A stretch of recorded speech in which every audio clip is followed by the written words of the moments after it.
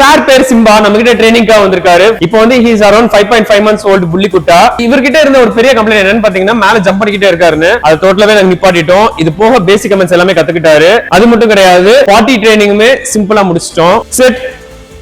எனக்கு இவருக்கு வந்து ஹேண்ட் ஃபீடிங் பண்றது ரொம்ப பிடிக்கும். Jump jump, good boy, shake, good பாய்.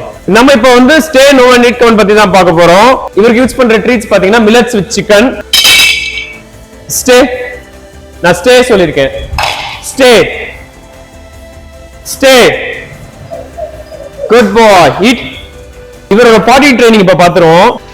பாட்டி போமா, பாட்டி போங்க, பாட்டி போங்க, பின்னால போங்க.